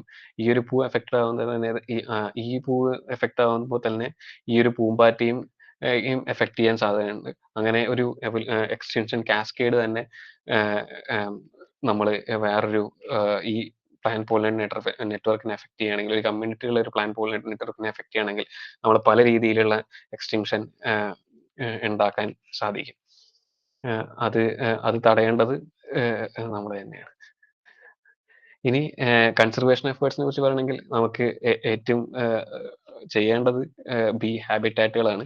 പ്രൊട്ടക്ടിങ് ബീ ഹാബിറ്റാറ്റ്, അതായത് ഇപ്പൊ നമ്മൾ വീട്ടിന്റെ ഉമ്മറത്ത് എല്ലാവരും ഇന്റർലോക്ക് വെക്കുന്നതാണ്. ഈ ഇന്റർലോക്ക് വെക്കുന്നത് കൊണ്ട് തന്നെ അവിടെ സംഭവിക്കുന്നത് ഒരു തേനീച്ചയ്ക്ക് അവിടെ അവരുടെ വീട് വെക്കാൻ അല്ലെങ്കിൽ കൂട് വെക്കാൻ ഉള്ള ഒരു സ്പേസ് ഇല്ലാണ്ടാവുകയാണ്. അപ്പോൾ അതുപോലെ തന്നെ ബീ ഹാബിറ്റാറ്റുകളായിട്ടുള്ള തരിശുഭൂമികളും എല്ലാം അതേപോലെ തന്നെ കിടക്കണം. അതുപോലെ തന്നെ സസ്റ്റൈനബിൾ ആയിട്ടുള്ള ഫാമിംഗ്, പെസ്റ്റിസൈഡുകളൊക്കെ വളരെ കുറച്ച് യൂസ് ചെയ്തുകൊണ്ടിട്ടുള്ള ഫാമിങ്. ആൻഡ് പോളിനേറ്റർ കോറിഡോർസ് എന്ന് പറഞ്ഞു കഴിഞ്ഞാൽ ബേസിക്കലി കുറച്ച് ചെടികളും പൂക്കളും എല്ലാം വളർത്തുക. അങ്ങനെ അങ്ങനെ വളർത്തുന്നതോടുകൂടി അവിടേക്ക് കുറെ പോളിനേറ്റേഴ്സ് വന്ന് വിസിറ്റ് ചെയ്യും. അവിടെ തന്നെ അടുത്തുമായിട്ട് അവർ കൂട് വയ്ക്കും. അവരങ്ങനെ തന്നെ വളർന്ന് വരും. ഇതേപോലെ അർബൻ പോളിനേറ്റർ ഗാർഡൻസ് എന്ന് പറഞ്ഞു കഴിഞ്ഞാൽ ഇത് സെയിം ഐഡിയോളജി തന്നെയാണ്. അർബൻ ഏരിയസിൽ കുറച്ച് ഗാർഡൻസ് എല്ലാം പോളിനേറ്റേഴ്സിന് വേണ്ടി വെക്കുക. അതേപോലെ തന്നെ പോളിനേറ്റേഴ്സ് വരുന്നു. അങ്ങനെ എനിക്ക് പേഴ്സണലി തോന്നിയിട്ടുള്ളത് അർബൻ ഏരിയാസിൽ നല്ല രീതിക്ക് പോളിനേറ്റേഴ്സും ഉണ്ടാവാൻ വളരെ അത്യാവശ്യം വേണ്ടത് ആണ് ഈ ചെറിയ ചെറിയ പൂക്കളും. നമ്മുടെ വീടിന് ഉമ്മർത്ത് വെക്കുന്ന ഒരു 4 പൂക്കൾ പൂച്ചെടി ഉണ്ടെങ്കിൽ അത് തന്നെ വളരെ നല്ലൊരു റിസോഴ്സ് ആണ് അവിടുത്തെ പോളിനേറ്റേഴ്സിന്. ഇനി ഇതേപോലെ തന്നെ പല ഫ്യൂച്ചർ റിസർച്ച് എന്ന് പറഞ്ഞാൽ നമുക്ക് എത്ര തരം തേനീച്ചകൾ ഉണ്ട് എന്ന് തന്നെ നമുക്കറിയില്ല. അപ്പോൾ അതിനെപ്പറ്റി നല്ലൊരു ഐഡിയ ഉണ്ടാക്കണം. അതേപോലെ തന്നെ ഈ ഏതൊരു കമ്മ്യൂണിറ്റിയിലും അവരുടെ പ്ലാൻ പോളിനേറ്റർ നെറ്റ്വർക്ക് എന്താണെന്ന് മനസ്സിലാക്കണം. കൂടുതൽ ജനറ്റിക് സ്റ്റഡീസ് വേണം. എന്താണ് പോളിനേറ്ററിന്റെ സ്ട്രക്ചർ എന്നറിയാൻ, അല്ലെങ്കിൽ ആ ഒരു പെർട്ടിക്കുലർ പോപ്പുലേഷന്റെ ആ ഒരു പെർട്ടിക്കുലർ പോളിനേറ്ററിന്റെ പോപ്പുലേഷൻ എത്രത്തോളം സ്ട്രെങ്ത് ഉണ്ട് ആ ഒരു സ്ഥലത്ത്, അല്ലെങ്കിൽ അത് തിരിച്ചറിയാൻ വേണ്ടിയിട്ടുള്ള ജനറ്റിക് സ്റ്റഡീസ് വളരെ ഇമ്പോർട്ടൻ്റ് ആണ്. ഇനി what an individual can do to help എന്ന് പറയുന്നത് നമ്മൾക്ക് എന്താണ് ബേസിക്കലി ചെയ്യാൻ പറ്റുകയെന്ന് വെച്ച് കഴിഞ്ഞാൽ നമ്മൾ കുറച്ചും കൂടി നേച്ചറിൽ ഒബ്സർവ് ചെയ്യുക. ഓക്കെ, പലതരം തേനീച്ചകൾ നമ്മൾ കാണുന്നതായിരിക്കും. അതെന്ത് തേനീച്ചയാണെന്ന് അറിയാൻ ഒരു ചെറിയൊരു ക്യൂരിയോസിറ്റി, അല്ലെങ്കിൽ അത് എന്താണ് ചെയ്യുന്നത്, അതെങ്ങനെയാണ് അതിൻ്റെ ഐ മീൻ ബേസിക്കലി ആ ഒരു തേനീച്ച എന്താണ് എന്ന് മനസ്സിലാക്കാനുള്ള ഒരു ക്യൂരിയോസിറ്റിയും, അതുപോലെ തന്നെ നമുക്ക് ഇപ്പോൾ ഇത് വേൾഡ് ബീ ഡേ എന്ന് നമ്മളിപ്പോൾ ആഘോഷിക്കുന്നെങ്കിലും നമ്മൾ എനിക്കറിയാം ഒട്ടുമിക്ക ആൾക്കാരും നമ്മൾ തേനീച്ചയും തേൻ കൃഷി അല്ല ആ ഒരു പെർസ്പെക്റ്റീവിലാവും നമ്മളെല്ലാവരും ഇതിനെ കണ്ടിട്ടുണ്ടാവുക. പക്ഷെ നമുക്ക് ഒരു വേൾഡ് ബീ ഡേ എന്നതിന് പുറമെ വേൾഡ് പോളിനേറ്റർ ഡേ എന്നൊരു കോൺസെപ്റ്റിലേക്ക് നമ്മളെല്ലാവരും എത്തണം എന്നാണ് എൻ്റെ ഒരു അതും പറഞ്ഞുകൊണ്ട് ഞാൻ അവസാനിപ്പിക്കുന്നു. Thank you. ഇനി എന്തെങ്കിലും ക്വസ്റ്റ്യൻസ് ഉണ്ടെങ്കിൽ നിങ്ങൾക്ക് ചാറ്റിൽ വരും. Thank you so much.